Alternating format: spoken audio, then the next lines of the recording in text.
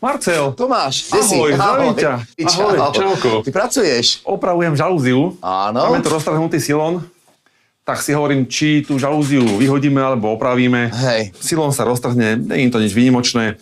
Predsa pečí na ne slniečko a podobne, Áno, čiže možno za 10 rokov ten silón má šancu sa roztrhnúť. Dajme jej druhú Ja by šancu. som ho nevyhadzoval, zvonka vyzerá dobre. Áno, Takže- aj funguje teda, zaklápa, zdvíha, takže bola by škoda ju Vidím, že tu máš aj vyhodiť. silón, aj náhradné komponenty, takže budeme ju meniť celú. Urobíme takú generálku žalúzií. Dobre, začneme tým silónom, hej? Vieš čo, ja sa tu takto pohodlne sadnem. Budeš mi pomáhať. Nie, budem pozerať. Budem pozerať Dobre, na majstra, ako pozeraj sa to má a- robiť. A uč sa. Kde je ten silón prasknutý, tuto, hej? No, praskol iba jeden. Tento teda ľavý. Takže žalúziu stiahnem, až nám tam nezavadzia. Áno. Na spodku ten silón je prifixovaný takýmto kolíčkom do zaskrývacie lišty. Je veľký predpoklad, že pri výmene toho silónu nám ten kolíček odíde. Nie je zrovna tu na odišiel, predsa je to... To už sa drolí. Drolí, presne tak. Skúsime ho vytiahnuť. Dobre. A zdemontujeme si žalúziu. Dáme si ju na bok a natiahneme nový silón. Každá žalúzia má po stranách takéto plastové ukončenia, Áno. čiže vyberiem. Tiež doporučujem pozrieť si, ako je tam ten silón navlečený, rovnako ho potom dáme naspäť. Takže ideme cez všetky dierky, tu nás si to môžeme už vytiahnuť, už to je No, to je nefunkčné. ten starý. Dáme znova nejakú hĺbku. Toto chce trochu trpezlivosti. V nosníku žalúzie máme takisto dierku, aj tam prestrčíme silón. Takže ideme do tej plastovej časti. Tam sme ten pôvodný silón nechali, aby sme vedeli, že kam. Nechali sme si ho tu, čiže prestrčím silón presne ako bol ten pôvodný, navlečený. No a teraz ten starý môžeme veselo vyhodiť. Áno, ten nám Už vlastne sa- slúži len ako Ako pomôcka. vodítko, presne tak, už sa nepomýlime. Zacvakávacím mechanizmom si to zavriem, aby mi to neutieklo a navlečieme to celé pekne do toho nosníka naspäť. Presne tak, Čiže ako takto to bolo. dovnútra, hej? Ako odhadneme túto dĺžku? Vymeriame si ju? Nebudeme to rozmýšľať, dáme žalúziu naspäť a spustíme ju dole a v tom mieste, kde to bude dosť, tam to Vtedy to odstrhneme. odsvakneme, hej? Presne tak. Čiže na druhej strane meniť silón nebudeme. Čo je to Presne za tak. silón?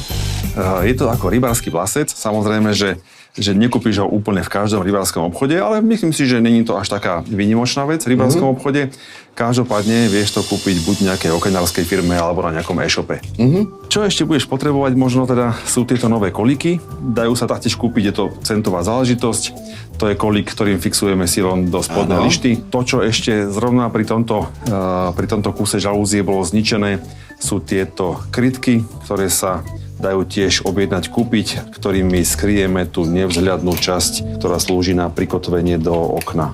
Dobre, takže žalúziu sme hore osadili. Áno, natiahneme silón taký dlhý, aký potrebujeme, Áno. s nejakým presahom tiež.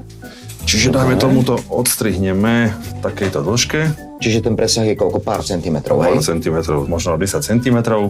Silón si odstrihneme, prepichneme do tohoto kolíku, ktorý je teda určený k zafixovaniu silónu na spodku. Bude tam ten kolík držať? Ak by nedržal, že by tam povedzme bola veľká dierka, vieme tam ten kolík prilepiť. Čiže my tam pichneme teraz tento koniec silónu s úzlíkom a kolíkom to prifixujeme. Zdá sa, že táto dierka v minulosti bola, alebo ten kolík bol v minulosti tenší, než sa dnes používa, čiže naopak dierku si zväčšíme, ale teda keby tam bola moc veľká diera, tak to prilepíme sekundovým lepidlom, ten kolíček. Ale to lepidlo dnes nepoužijeme. Nepotrebujeme, mali sme presne opačný problém, že sme si museli dierku zväčšiť, zafixujeme.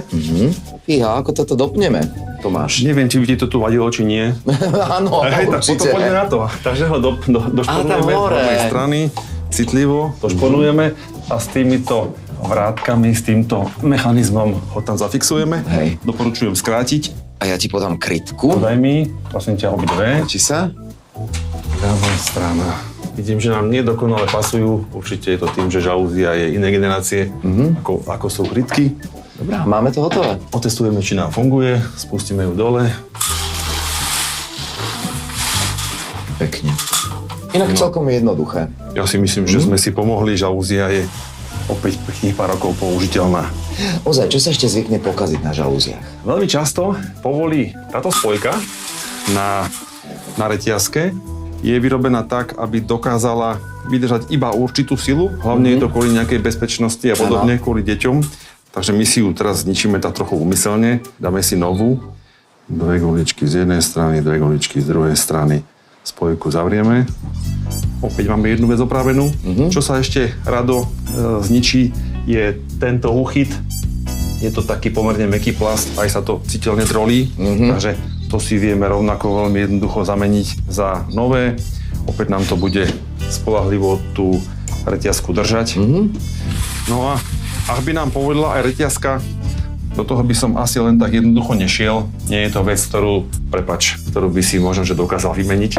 Sakra, a je to tu. Je to tu. Všetci máme nejaké limity. Hej. Čiže tam je už lepšie si zavolať nejakého odborníka. Vieš, žalúzia stojí nie veľa peňazí, osobne by som ju teda vymenil. Keď sme ju mali zdemontovanú, tak na zadnej strane tohoto nosníku by si videl vytlačený rozmer. Má to tak asi každý výrobca a rovnakú žalúziu si objednáš kdekoľvek na internete alebo v nejakom obchode. No paráda, žalúzia ako nová. Ešte by som ju vyčistil. Žalúzia sa najlepšie čistí v zavretom stave. Či už na to použijem jednoduchú handričku. Samozrejme, tá lamela je mimoriadne tenučká a treba to robiť s citom.